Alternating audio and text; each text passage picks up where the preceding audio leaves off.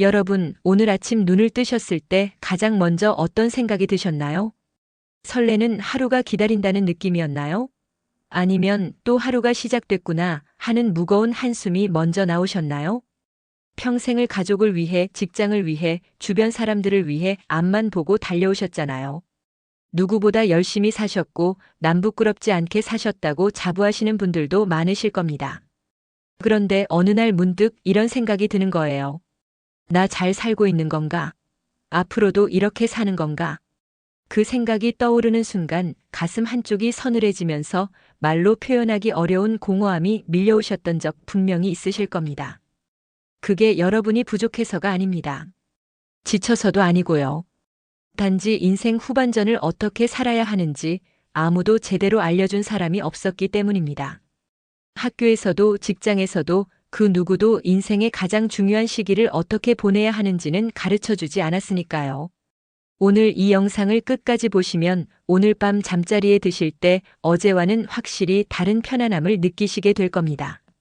그 이유가 뭔지 지금부터 함께 천천히 이야기 나눠봐요. 자, 그럼 첫 번째 이야기를 시작해 볼게요. 여러분, 행복해서 웃는 게 아니라 웃어서 행복해진다는 말 들어보신 적 있으시죠? 많이들 아시는 말인데요. 그런데 이게 단순한 위로의 말이 아니라 실제로 과학적으로 증명된 이야기라는 걸 아시는 분은 생각보다 많지 않으세요. 우리 뇌는 사실 굉장히 단순한 면이 있거든요. 입꼬리가 올라가는 순간 뇌는 지금 주인님이 즐거운 상황이구나 하고 착각을 합니다. 그러면서 행복 호르몬이라고 불리는 도파민과 세로토닌을 스스로 분비하기 시작하거든요. 기분이 좋아서 웃는 게 아니라 웃는 행동 자체가 기분을 좋게 만들어주는 겁니다. 그런데 여러분, 한번 솔직하게 생각해 보세요. 오늘 하루 몇 번이나 웃으셨나요? 진짜로 입꼬리가 올라가는 웃음 말이에요. 아마 많은 분들이 선뜻 대답하기가 어려우실 거예요. 웃을 일이 없어서요. 아니면 혼자 있는데 뭐가 웃으냐고 생각하실 수도 있고요. 그런데 바로 거기에 함정이 있습니다.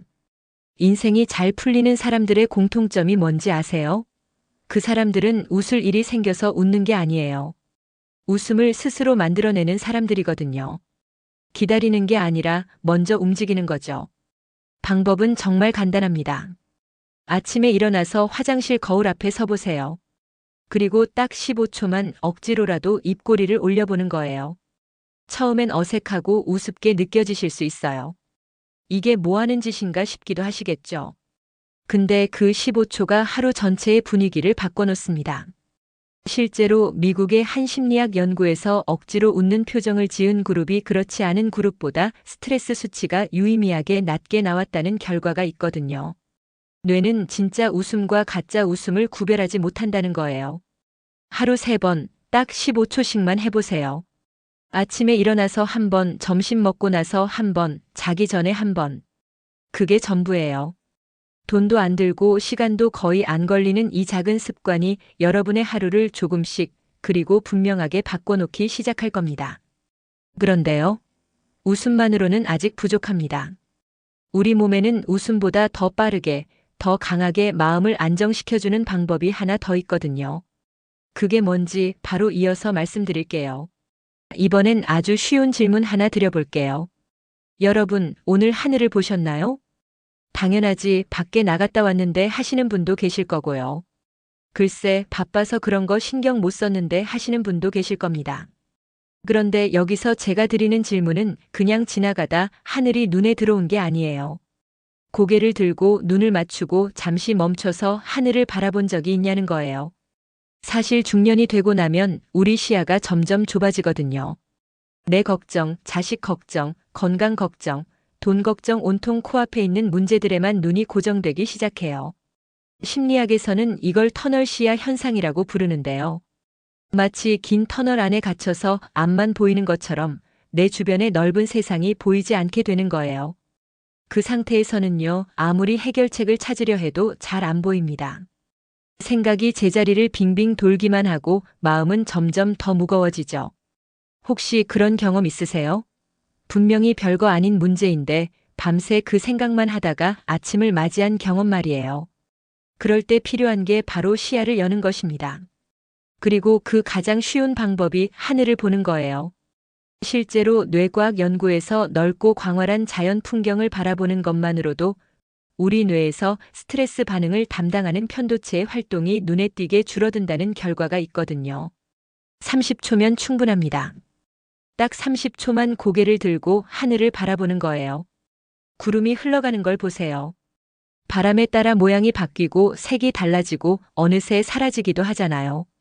저 넓은 하늘 아래에서 내가 오늘 하루 끙끙 앓았던 그 고민이 사실은 얼마나 작은 것인지 그 순간 느껴지실 거예요. 우주의 크기가 상상도 못할 만큼 광대하다는 거 다들 알고 계시잖아요. 그 광대한 우주 속에서 우리가 발 딛고 서 있는 이 지구는 먼지 한 톨보다도 작은 존재예요. 그런데 그 먼지 위에서 내가 끙끙 앓는 이 고민은 또 얼마나 작은 걸까요? 하늘을 바라보는 순간 그 감각이 온몸으로 느껴지거든요. 그렇다고 문제가 사라지는 건 아니에요. 하지만 문제를 바라보는 내 눈이 달라집니다. 좁아져 있던 시야가 잠깐이라도 열리는 순간, 그때 비로소 해결의 실마리가 보이기 시작하거든요. 오늘부터 딱 하나만 해보세요. 하루에 한 번 30초만 멈추고 하늘을 올려다보는 거예요. 산책 중에도 좋고 잠깐 베란다에 나가셔도 좋습니다. 그 30초가 쌓이면 여러분의 마음 근육이 조금씩 단단해지기 시작해요. 자, 이제 웃음과 하늘 이야기를 드렸는데요. 사실 이 두 가지보다 훨씬 더 중요한데 많은 분들이 평생 놓치고 사시는 게 하나 있거든요. 그게 뭔지 들으시면 아, 맞다. 나 그거 못하고 살았네 하고 무릎을 치실 겁니다. 바로 이어서 말씀드릴게요. 여러분, 오늘 하루 동안 자신을 위해 뭔가를 해주신 게 있으신가요? 가족을 위해, 손자, 손녀를 위해, 혹은 이웃을 위해 뭔가를 해주신 건 금방 떠오르실 거예요. 그런데 정작 나 자신을 위해 뭔가를 해준 게 있냐고 물으면 선뜻 대답이 안 나오시는 분들이 많으실 겁니다. 사실 우리 세대는 그렇게 살아왔잖아요. 나보다 가족이 먼저고 나보다 남이 먼저였던 시절을 살아오셨으니까요. 그게 미덕이라고 배웠고 그렇게 사는 게 맞다고 생각하며 달려오셨죠. 근데요, 그렇게 평생을 살다 보면 어느 순간 이런 감정이 올라오거든요. 나는 왜 이렇게 대접을 못 받고 사는 걸까? 그 서운함, 그 허탈함 사실은 남이 나를 대접해주지 않아서가 아니에요. 내가 나를 대접하는 법을 몰랐기 때문에 생기는 감정이거든요. 오늘 제가 드리는 세 번째 이야기는 아주 작고 구체적인 것에서 시작합니다. 바로 물 한 잔이에요. 물 한 잔이 무슨 대수냐고 하실 수 있어요. 그런데 제가 말씀드리는 건 그냥 물 한 잔이 아닙니다. 방식이 다른 거예요. 지금 여러분이 물을 마시는 방식을 한번 떠올려 보세요. 목이 마르면 정수기 앞에서 종이컵에 쭉 들이키거나 아니면 아무 컵이나 집어서 대충 마시고 내려놓지 않으세요? 대부분 그러실 거예요. 저도 그랬거든요. 그런데 한번 이렇게 해보세요. 여러분이 제일 예쁘다고 생각하는 컵을 꺼내는 거예요. 아끼느라 찬장 안에만 넣어두셨던 그 컵 있잖아요.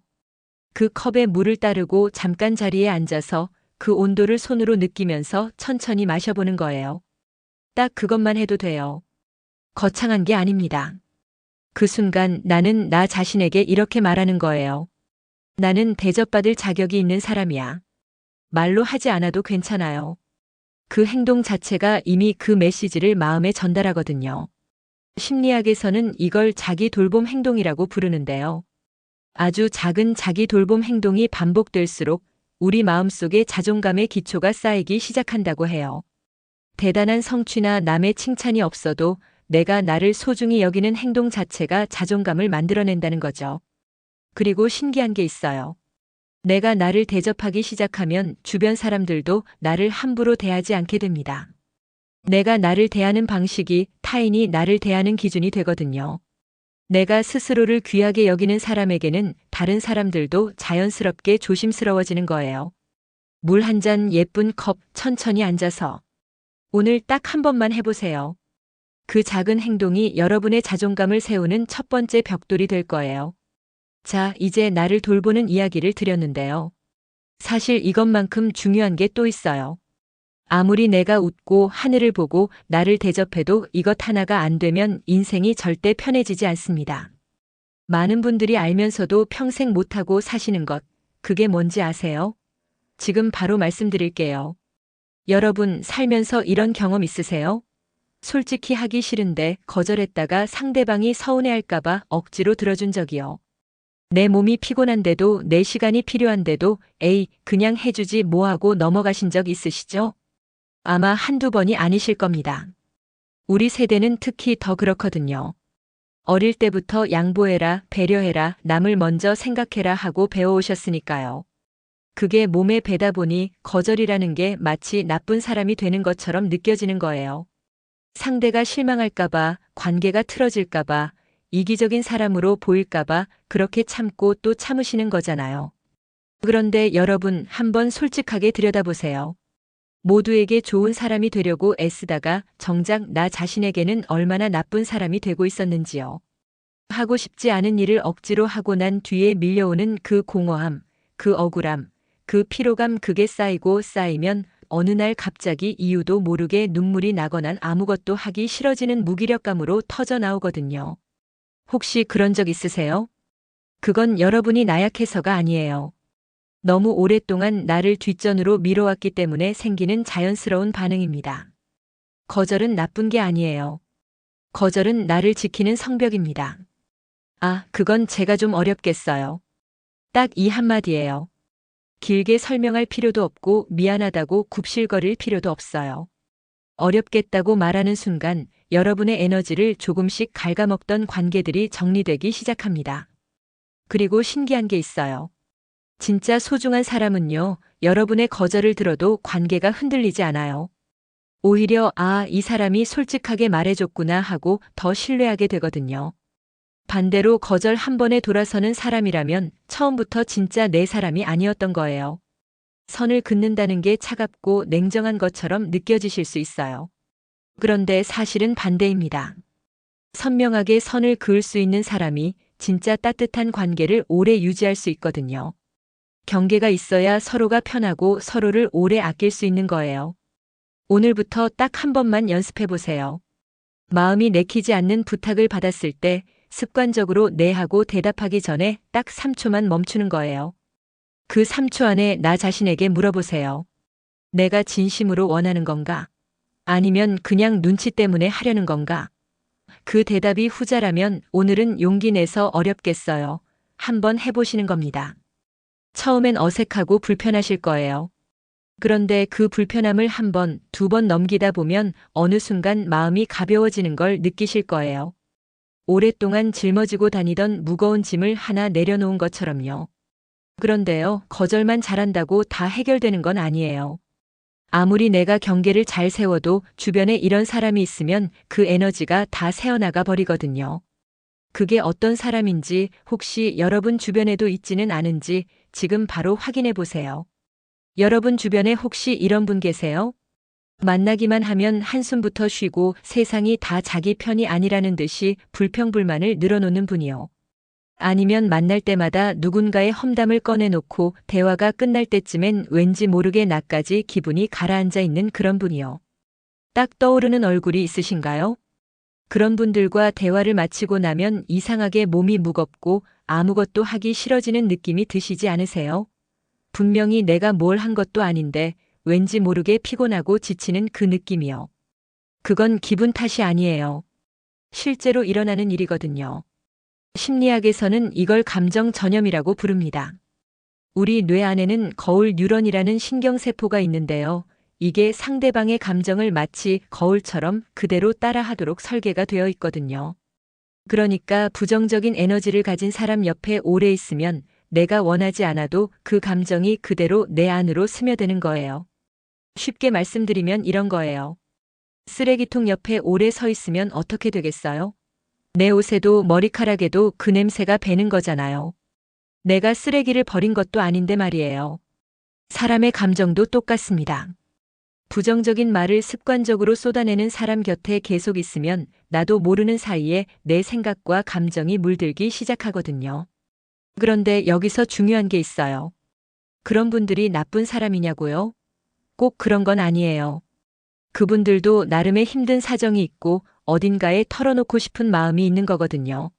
문제는 그 털어놓는 대상이 습관적으로 여러분이 되고 있다는 거예요. 여러분은 그분의 감정 쓰레기통이 아닙니다. 그렇다면 어떻게 해야 할까요? 당장 연락을 끊고 멀리 하라는 게 아니에요. 처음부터 그렇게 하기는 어렵기도 하고 또 그럴 필요도 없어요. 대신 이렇게 해보세요. 그런 분과 대화할 때 대화 시간을 조금씩 줄여나가는 거예요. 1시간 하던 걸 30분으로, 30분 하던 걸 10분으로요. 그리고 대화 중에 부정적인 이야기가 나오면 살짝 화제를 바꿔보는 거예요. 그러게요. 근데 요즘 날씨가 좋던데 어디 나가보셨어요? 이런 식으로요. 거창한 게 아니에요. 아주 자연스럽게 조금씩 방향을 바꿔나가는 거죠. 그리고 그렇게 만들어진 여유 시간에 이번엔 반대로 에너지를 채워주는 사람들을 만나보세요. 만나고 나면 왠지 기분이 좋아지고 뭔가 해보고 싶다는 의욕이 생기는 분들이요. 소소한 것도 함께 기뻐해주고 힘들 때 진심으로 귀 기울여주는 분들이요. 그런 분들과 보내는 시간이 늘어날수록 여러분의 하루가 눈에 띄게 달라지기 시작합니다. 인연도 가끔은 가지치기가 필요해요. 오래됐다고 알고 지낸 세월이 길다고 해서 무조건 붙들고 있을 필요는 없거든요. 나를 자꾸 작게 만드는 인연보다 나를 크게 만들어주는 인연 하나가 훨씬 소중합니다. 자, 이제 마지막 이야기가 남았어요. 사실 이게 오늘 제일 중요한 이야기일 수도 있어요. 많은 분들이 두려워하고 힘들어하시는 그것 바로 혼자 있는 시간에 대한 이야기예요. 여러분, 혼자 있는 시간이 편하세요? 아니면 혼자 있으면 왠지 불안하고 뭔가 허전한 느낌이 드세요? 은퇴를 하고 나서 혹은 자녀들이 다 독립하고 나서 갑자기 집이 너무 조용해진 느낌, 그 고요함이 반갑지 않고 오히려 무겁게 느껴지신 적 있으신가요? 아마 많은 분들이 고개를 끄덕이실 거예요. 그런데 여기서 제가 한 가지 여쭤볼게요. 혼자 있는 것과 외로운 것 같은 걸까요? 많은 분들이 이 두 가지를 같은 것으로 느끼시는데요. 사실은 전혀 달라요. 외로움은 누군가를 원하는데 곁에 없어서 생기는 감정이에요. 그런데 고독은 달라요. 고독은 나 자신과 함께하는 시간이거든요. 혼자이지만 외롭지 않은 상태, 그게 바로 고독이에요. 생각해보면 우리는 평생 누군가를 위해 살아왔잖아요. 부모님을 위해, 배우자를 위해, 자녀를 위해 정작 나 자신과 단둘이 마주 앉아본 시간이 얼마나 있었을까요? 어떻게 보면 지금 이 고요한 시간이 태어나서 처음으로 진짜 나를 만날 수 있는 기회일 수 있어요. 내가 뭘 좋아하는지, 뭘 할 때 시간 가는 줄 모르는지, 어떤 것들이 나를 설레게 만드는지 바쁘게 살아오느라 한 번도 제대로 들여다보지 못했던 나 자신을 이제 천천히 발견해가는 거예요. 책 한 권을 펼쳐보세요. 예전부터 읽고 싶었는데 시간이 없어서 못 읽었던 그 책이요. 아니면 오래전에 좋아했던 음악을 다시 들어보세요. 혹은 한 번도 안 해봤던 것, 그림 그리기, 글쓰기, 텃밭 가꾸기, 악기 배우기 뭐든 좋아요. 잘하고 못하고는 중요하지 않아요. 내가 즐거운지가 중요한 거거든요. 그렇게 혼자만의 세계를 하나씩 채워나가다 보면 신기한 일이 일어나기 시작해요. 혼자서도 충분히 행복한 사람 곁에는 역설적으로 사람들이 더 모여들거든요. 뭔가 따뜻하고 풍요로운 기운이 느껴지는 사람 옆에 있고 싶은 건 사람의 본능이니까요. 나 자신이 빛이 나기 시작하면 굳이 애쓰지 않아도 좋은 인연들이 자연스럽게 가까이 오게 되어 있어요. 고독은 외로움의 다른 이름이 아니에요. 고독은 나를 완성해가는 시간입니다. 자, 오늘 함께 나눈 이야기들을 잠깐 되돌아볼게요. 하루 15초 억지로라도 웃어보는 것. 30초만 고개 들어 하늘을 바라보는 것. 예쁜 컵에 물을 따라 나를 대접하는 것. 용기 내어 어렵겠어요. 한마디 해보는 것. 나를 작게 만드는 인연과는 조금씩 거리를 두는 것. 그리고 혼자 있는 시간을 나를 발견하는 축제로 만드는 것. 어느 것 하나 대단하거나 거창한 게 없죠? 그런데 이 작은 것들이 쌓이면 1년 뒤에 여러분은 지금과 완전히 다른 곳에 서 계실 겁니다. 인생은 한순간에 바뀌지 않아요. 하지만 방향을 딱 1도만 틀어도 10년 뒤 도착하는 곳은 완전히 달라지거든요. 여러분, 인생의 가을은 시들어가는 계절이 아닙니다. 봄에 씨를 뿌리고 여름에 땀 흘리며 갖고 온 것들이 드디어 열매를 맺는 계절이에요. 지금까지 살아오신 그 모든 시간들이 지금 이 순간을 위한 준비였던 거예요. 여러분의 인생 이막은요, 지금까지의 삶보다 훨씬 더 눈부시고 찬란할 겁니다. 오늘 이 이야기가 여러분의 마음속에 작은 불씨 하나가 되었으면 좋겠어요. 여러분의 하루가 오늘도 따뜻하고 행복하기를 행복담소가 늘 응원하겠습니다.